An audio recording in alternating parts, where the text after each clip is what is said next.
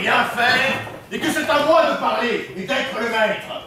Et je te dis, moi, que je veux que tu vives à ma fantaisie, et que je ne me suis point mariée avec toi pour souffrir tes fredaines. Oh, la grande fatigue que d'avoir une femme. Et qu'Aristote a bien raison quand il dit qu'une femme est pire qu'un démon. Oh, voyez un peu l'habile homme avec son poney d'Aristote. Ouais, habile homme. Trouve-moi un faiseur de fagots qui sache comme moi raisonner des choses, qui ait servi 6 ans, un fameux médecin, et qui ait su, dans son plus jeune âge, son rudiment par cœur. Peste du fou fiefé. Peste de la carotte. Oh, que maudit soit l'heure, le jour où je m'avisais d'aller dire oui. Que maudit soit le bec cornu de notaire qui me fit signer ma ruine. Oh, c'est bien à toi, vraiment, de te plaindre de cette affaire. Devrais-tu être un seul instant sans rendre grâce au ciel de m'avoir pour ta femme? Et méritais-tu d'épouser une personne comme moi? Il est vrai que tu me fis trop d'honneur et que j'eus lieu de me louer la première nuit de nos noces. Non bleu, ne me fais point parler là-dessus. Je dirais de certaines choses. Quoi? Vas-y, que diras-tu? Ah, peste! Il suffit que nous savons ce que nous savons et que tu fus bien heureuse de me trouver. Qu'appelles-tu bien heureuse de te trouver? Un homme qui me réduit à l'hôpital, un débauché, un traître qui me mange tout ce que j'ai. Oh, tu as menti, j'en bois une partie. Qui enlève pièce à pièce tout ce qui est dans le logis. Mais on l'en déménage plus aisément. Qui m'enlève jusqu'au lit que j'avais. Eh ben, tu t'enlèveras plus matin. Enfin, qui ne laisse aucun meuble dans toute la maison. Bah, c'est vivre de ménage. Et qui du matin au soir ne fait que jouer et que boire. C'est ne pour ne point t'ennuyer. Et que veux-tu pendant ce temps-là que je fasse avec ma famille? Bah, tout ce qui te plaira. J'ai 1, 2, 3, 4, 5, 6, 7 pauvres petits enfants sur les bras. Bah, mets-les à terre. Qui me demandent à toute heure du pain. Donne-leur le fouet. Quand j'ai bien bu et bien mangé, je veux que tout le monde soit saoul dans ma maison. Et tu prétends, ivrogne, que les choses aillent toujours de même? Ma femme, allons doucement, je vous prie. Que j'endure éternellement tes insolences et tes débauches? Allons tout doucement, ma femme. Et que je ne trouve point le moyen de te ranger à ton devoir? Ma femme, vous savez que je n'ai pas l'âme endurante et que j'ai le bras assez bon. Je me moque de tes menaces. Mamie, votre peau vous démange à votre ordinaire? Je te montrerai que je ne te crains nullement. Ma chère moitié, vous avez envie de me dérober quelque chose? Crois-tu que je m'épouvante de tes paroles? 12 objets de mes vœux, je vous frotterai les oreilles. Ivrogne que tu es! Je vous battrai! Sac à main! Je vous rasserai! Infâme! Je vous étrillerai! Traître! Sang! Panda! Gueux! Pélitre! Fripon! Maraud! Voleur! Ah! Ah! Vous s'en fout les dents, hein?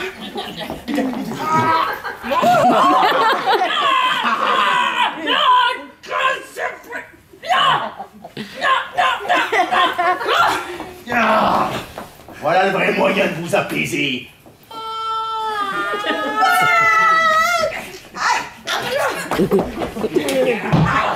Oh là! Oh là là! Oh là là là là là! Fille, qu'est-ce ceci? Oh, quelle infamie! Oh, peste soit le coquin de battre ainsi sa femme! Et je veux qu'il me batte, moi. Ah, j'y consens de tout mon cœur. De quoi vous mêlez-vous? J'ai tort. Est-ce là votre affaire? Vous avez raison. Oh, mais voyez un peu cet impertinent qui veut empêcher les maris de battre leurs femmes. Je me rétracte. De quoi vous mêlez-vous? J'ai tort. Est-ce à vous d'y mettre le nez? Non, Mêlez-vous de vos affaires. je ne dis plus Il mot. me plaît d'être battu. D'accord. Ce n'est pas à vos dépens. Tout à fait. Mais vous êtes un sot de venir vous fourrer où vous n'avez que faire. Compère, je vous demande pardon de tout mon cœur. Faites, rossez, battez comme il faut votre femme. Je vous aiderai si vous le voulez. Il ne me plaît pas, moi. Ah, c'est une autre chose. Je la veux battre si je le veux. Et ne la veut pas battre si je ne le veux pas. Fort bien. C'est ma femme, mais non pas la vôtre. Sans doute. Vous n'avez rien à me commander. D'accord. Nous n'avons pas besoin de votre aide. Très volontiers. Et vous êtes un impertinent de vous ingérer des affaires d'autrui. Apprenez que Cicéron dit qu'entre l'arbre et le doigt, il ne faut pas mettre l'écorce.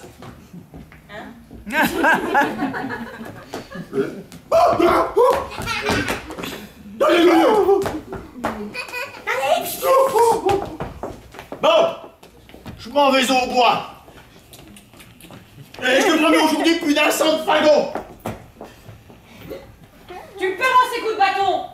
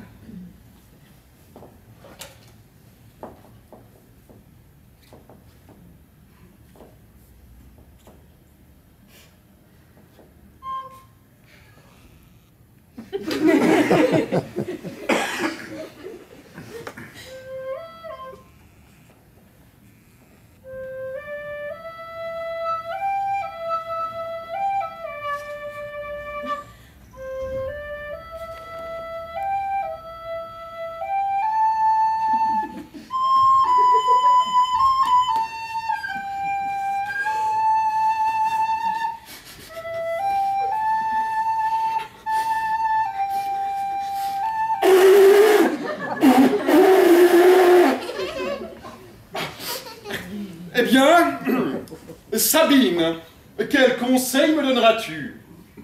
Vraiment? Il y a bien des nouvelles.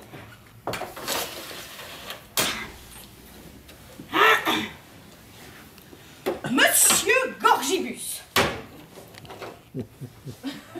veut résolument que Lucinde épouse Villebrequin. Et les affaires sont tellement avancées que je crois qu'ils eussent été mariés dès aujourd'hui si vous n'étiez aimés.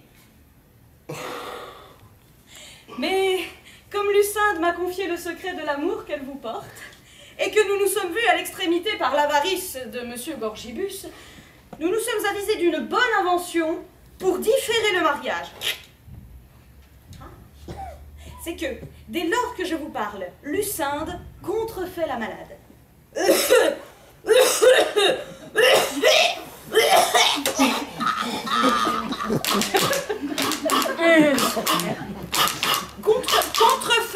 Contrefait la malade.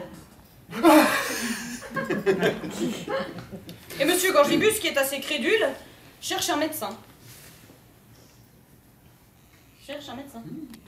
Mais si vous pouviez en envoyer un qui fût de vos bons amis et qui fût de notre intelligence, il conseillerait à la malade de prendre l'air à la campagne. Monsieur Gorgibus ne manquerait pas de la faire loger à ce pavillon qui est au bout de leur jardin. Ainsi, vous pourriez l'entretenir à l'insu de notre vieillard, l'épouser et le laisser pester tout son sou avec Villebrequin.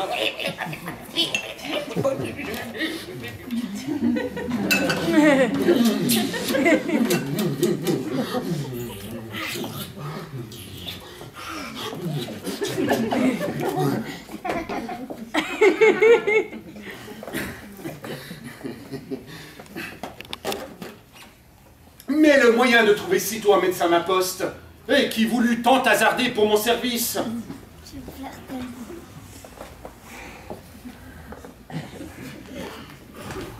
Moi, je te le dis franchement, je n'en connais pas un. Vous en connaissez un, peut-être.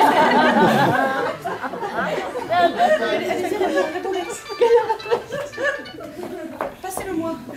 Allô? Oui, est-ce que tu es disponible? Non, je faudrait que tu contrefasses le médecin. Non, ça va pas être possible aujourd'hui. Pourquoi? T'es au théâtre. Mais qu'est-ce que tu fous au théâtre? J'ai besoin de toi, là, en tant que... Et toi, en plus, t'en ferais du théâtre, justement. Non, bon, c'est pas possible pour lui. Non.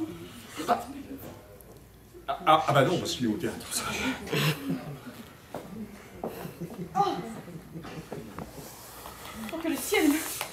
admirable invention pour me venger de mon panda. Voilà le moyen de punir Sganarelle des coups qu'il m'a donnés. Voilà une vengeance qui se fera bien sentir. Je songe une chose. Et si vous faisiez habiller mon mari en médecin? Mais c'est un lourdon qui gâtera tout. Quelques bons coups de bâton lui rendront raison. Bon, il faut s'en servir, faute d'autres. Adieu, je le vais chercher. Et n'oubliez pas, il fera tout ce que vous voudrez en échange de quelques bons coups de bâton.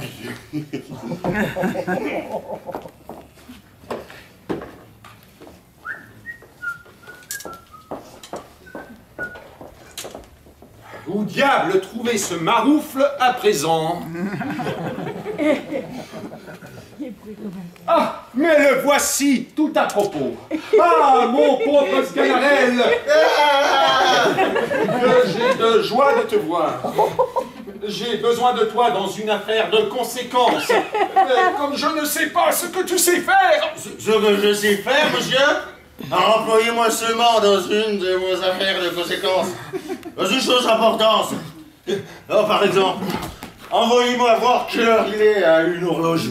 Là, voir le prix du beurre au marché. Voilà.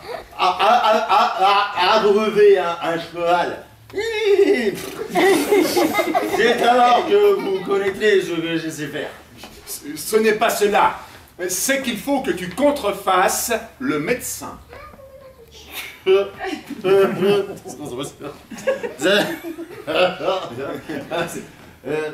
Moi, médecin, monsieur, je suis prêt à faire tout ce qui vous plaira, mais pour faire le médecin, je suis assez votre serviteur pour n'en rien faire du tout. Par quel bout m'y prendre, mon Dieu? Vous vous moquez de moi. Je ne ferai pas le médecin. Tu ne veux point faire le médecin. Mais non. Tu ne veux point faire le médecin. Mais non, vous dis-je. Assurément. Assurément. Il faut s'y résoudre puisque tu le veux. Aïe, aïe, aïe, aïe, aïe. Oui, mais tiens, je ferai tout ce qui vous plaira. Pourquoi m'obliges-tu à cette violence? Je t'assure que j'en ai tous les regrets du monde. Maintenant c'est dit, désormais, tu es médecin. Bien.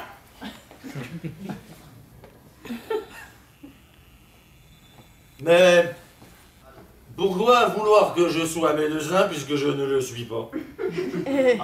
Quoi? Tu ne te rends pas encore et tu te défends d'être médecin? Le diable m'emporte si je le suis. Il n'est pas vrai que tu sois médecin. La peste m'étouffe. Ah! Aïe! Aïe! Aïe! Aïe! Aïe! Aïe!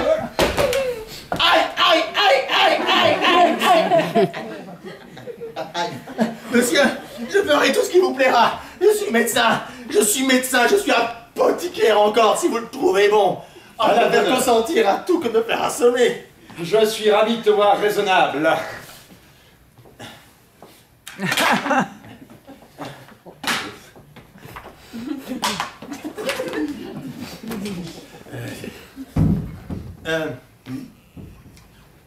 Je disais quoi? Je disais, je suis ravi de te voir raisonnable. Moi aussi. Voilà. Ça me fait bien plaisir. Oui. Mais c'est où tu dois aller? Non, ne vous en faites pas. Je peux faire mourir une personne aussi bien qu'aucun médecin dans cette ville. Ah, on dit un proverbe ordinaire, après la mort, le médecin. Mais vous verrez que si je m'en mêle, on dira après le médecin, car la mort. Mais j'y songe. C'est pas facile de contrefaire le médecin. Et si je ne fais rien qui vaille? Il n'y a rien de si facile dans cette rencontre. Gorgibus est un homme simple, grossier, qui se laissera étourdir de ton discours, pourvu que tu lui parles d'Hippocrate et de Galien, et que tu sois un peu effronté. C'est-à-dire qu'il faudra lui parler mathématiques? Philosophie? Oh, laissez-moi faire. S'il est un homme facile, comme vous dites, je vous réponds de tout. Venez seulement me faire avoir un habit de médecin et m'instruire de ce qu'il faut faire.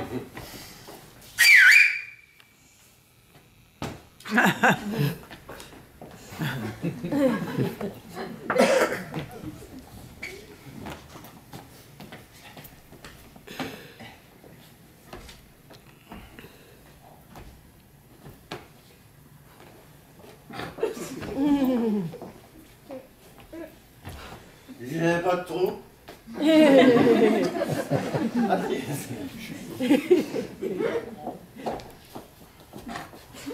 Vas-y.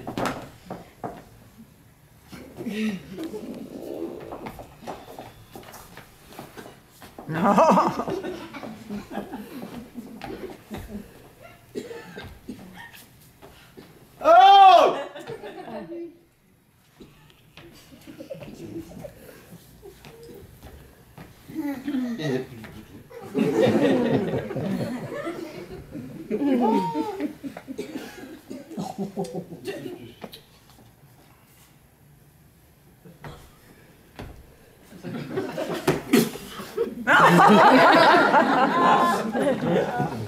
Voilà. Oh. Bel oesophage.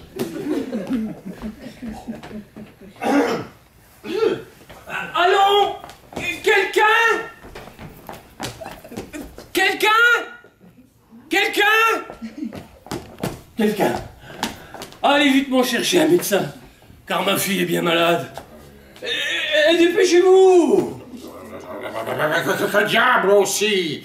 Pourquoi vouloir donner votre fille à un vieillard? Croyez-vous pas que ce soit le désir qu'elle a d'avoir un jeune homme qui la travaille?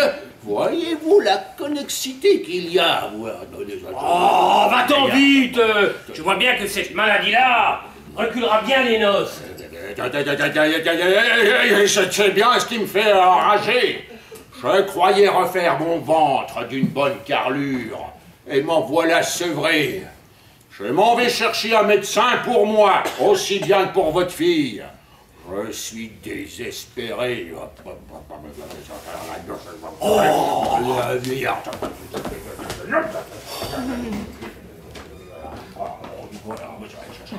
Oh!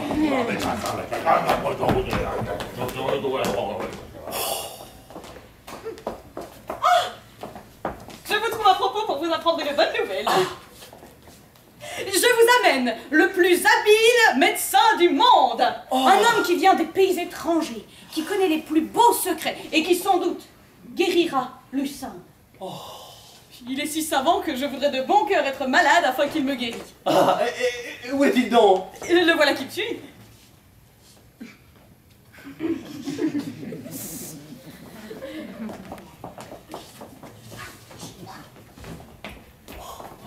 Oh.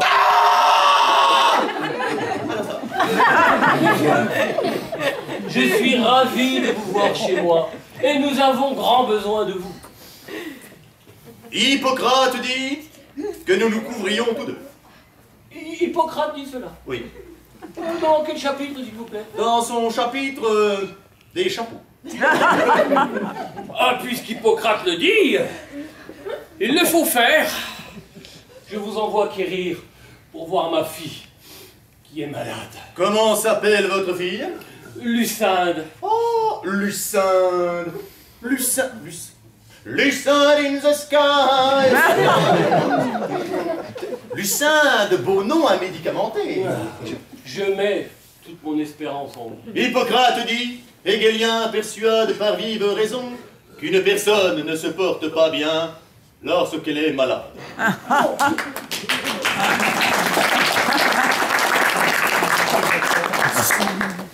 Vous avez raison de mettre votre espérance en moi, car je suis le plus grand, le plus docte, le plus habile médecin qui soit dans la faculté végétale, minérale et sensitive.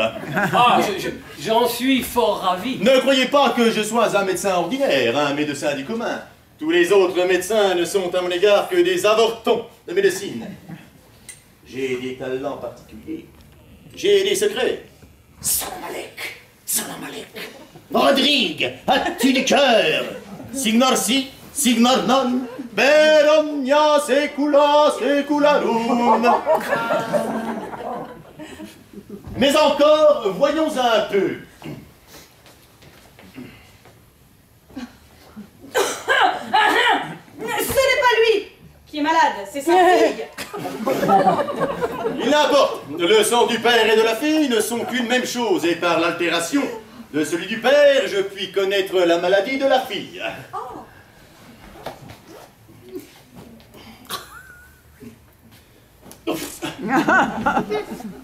Monsieur Gorgibus, y aurait-il moyen d'avoir de l'urine de l'aigretante? Oui, dame. Sabine, vite, allez équérir de l'urine de ma fille. Monsieur le médecin, j'ai grand peur qu'elle ne meure. Oh, qu'elle s'en garde bien. Il ne faut pas qu'elle s'amuse à se laisser mourir sans l'ordonnance du médecin. Ah!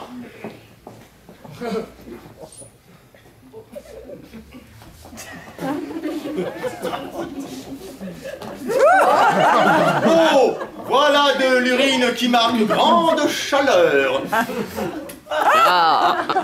Grande inflammation dans les intestins.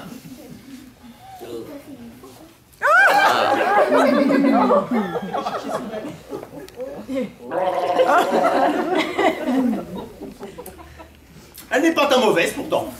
Et quoi, monsieur, vous l'avalez? Oui. Ne vous étonnez pas de cela. Les médecins d'ordinaire se contentent de la regarder, mais moi, je suis un médecin hors du commun, je la goûte. Car avec le goût, je discerne mieux la cause et les suites de la maladie.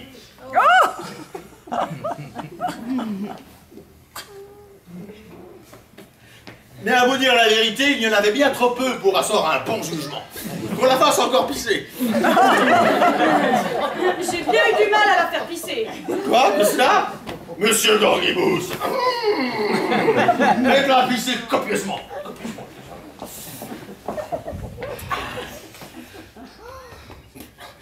Non, si tous les malades pissent de la sorte, je veux bien être médecin toute ma vie.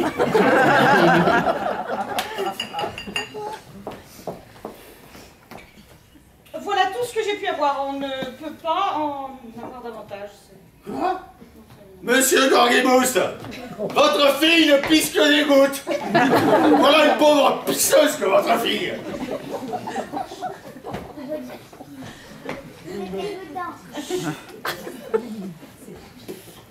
Je vois bien qu'il faudra que je lui ordonne une potion pissative. N'y aurait-il pas moyen de voir la malade? Ah, elle est levée, si vous voulez, je la ferai venir. Oh! Oh! Oh! Oh! Ah!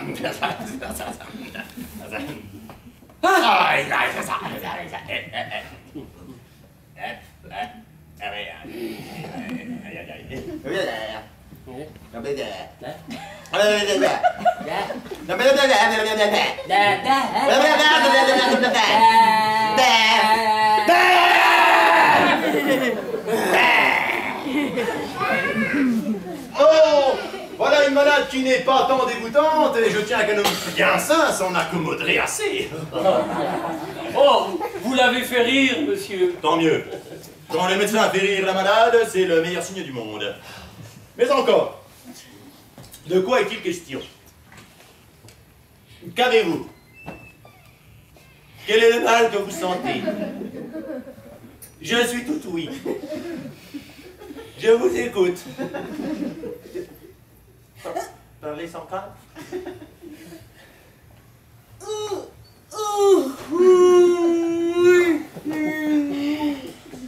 Que dites-vous là?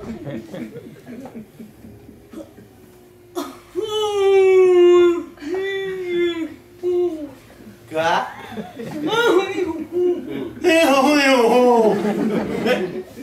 Je ne vous entends point. Quel diable de langage est cela? Eh oui, monsieur, c'est là sa maladie. Elle est devenue muette sans que jusqu'ici on en ait pu savoir la cause. Et c'est un accident qui a fait reculer son mariage. Et pourquoi? Celui qu'elle doit épouser veut attendre sa guérison pour conclure les choses. Mais qui est cela qui ne veut pas que sa femme soit muette? Lui à Dieu que la mienne eut cette maladie. Je me garderai bien à vouloir guérir. Et enfin, monsieur, nous vous prions d'employer tous vos soins pour la soulager de son mal. Ne vous mettez pas en peine. Dites-moi un peu, ce mal l'oppresse-t-il beaucoup? Ah oui, monsieur. Tant mieux, tant mieux, tant mieux, tant mieux. Sent-elle de grandes douleurs? Oh, fort grande. C'est fort bien fait. Va-t-elle où vous savez? Oh! Oui. Copieusement. Oh et oh. Je n'entends rien à cela. La matière est-elle louable? Je ne connais pas en ces choses. Donnez-moi votre pouls.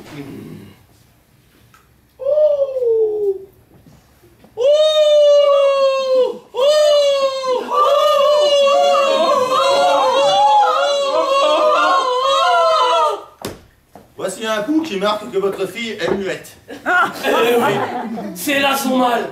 Et vous l'avez trouvé tout du premier coup. Nous autres grands savants, nous connaissons d'abord les choses. Un ignorant vous eût été dire c'est ceci, c'est cela. Mais moi, je touche au but du premier coup et je vous apprends que votre fille est muette. Hé! Hé! Oui, mais je voudrais bien que vous me puissiez dire d'où cela vient. Il n'y a rien de plus aisé. Cela vient de ce qu'elle a perdu la parole. Fort bien. Mais la cause, s'il vous plaît, du fait qu'elle ait perdu la parole. Tous nos plus grands auteurs vous diront que c'est l'empêchement de l'action de sa langue. Oui. Mais vos sentiments sur cet empêchement de l'action de sa langue? Aristote, là-dessus, dit de fort belles choses. Oh, je le crois. C'était un grand homme. Oh, sans doute. Grand homme, tout à fait. Un homme qui était plus grand que moi de tout cela. Pour en revenir à notre raisonnement, je tiens que l'empêchement de l'action de sa langue provient de certaines humeurs qu'entre nous autres savants nous appelons humeurs pécantes. Pécantes, c'est-à-dire humeurs piquantes. D'autant que les vapeurs formées par les exhalaisons qui s'élèvent dans la région des maladies, venant pour ainsi dire à...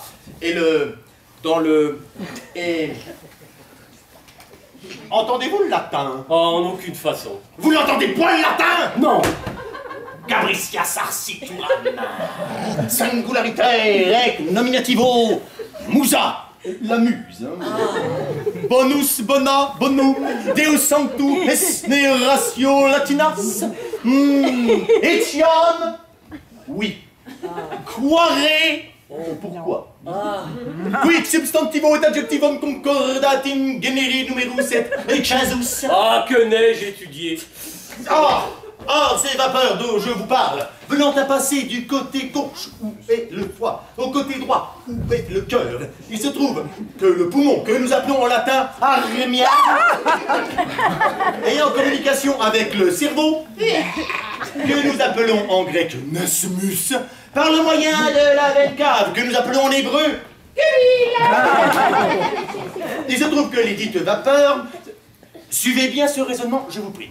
Or, ces dites vapeurs qui ont une certaine malignité rentrant dans les ventricules de la mentate, écoutez bien ceci, s'il vous plaît. Oui. Or, ces vapeurs qui ont une certaine malignité, soyez attentifs, hein, je vous conjure. Or, ces vapeurs venant à retrouver la concavité du diaphragme, il se trouve que les vapeurs osabandus nequer potarinum ipsus nias. Voilà ce qui fait que votre fille est muette. On ne peut pas mieux raisonner sans doute. Il n'y a qu'une seule chose qui m'a choqué, c'est l'endroit du foie et du cœur. Il me semble que vous les placez autrement qu'ils ne sont. Que le cœur est du côté gauche et que le foie du côté droit. Oui, cela était vrai autrefois. Mais nous avons changé tout cela. Et nous faisons la médecine d'une méthode toute nouvelle. Ah, c'est ce que je ne savais pas. Et je vous demande pardon de mon ignorance. Il n'y a point de mal, vous n'êtes pas obligé d'être aussi habile que nous. Oui, assurément. Mais que croyez-vous qu'il faille faire à cette maladie? Ce que je crois qu'il faille faire. Oui. Ce que je crois qu'il faille faire. Ce que je crois qu'il faille faire. Ce que je crois... Il faut. Comme le dit Aristote dans son chapitre de la nature des animaux, comme les choses qui ont de la connexité ont beaucoup de rapports, d'ailleurs, comme la mélancolie est ennemie de la joie, et que la bile qui se répand de notre corps nous fait devenir jaune, et qu'il n'y a rien de plus contraire à la santé que la maladie, nous pouvons dire avec ce grand homme que votre fille est fort malade. Il faut que je vous fasse une ordonnance. Vite! Une table, du papier, de l'encre! Y a-t-il quelqu'un qui sache écrire ici? Est-ce que vous ne le savez